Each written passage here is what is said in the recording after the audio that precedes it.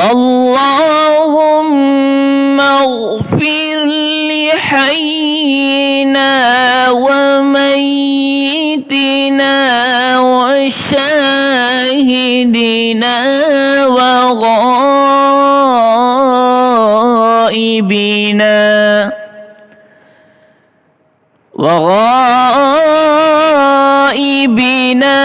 وصغيرنا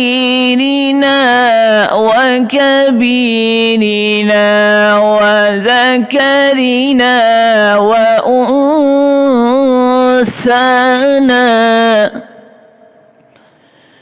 اللهم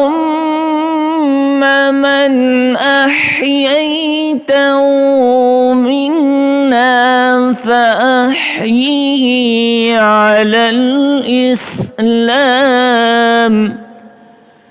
ومن توفيته منا فتوفه على الإيمان.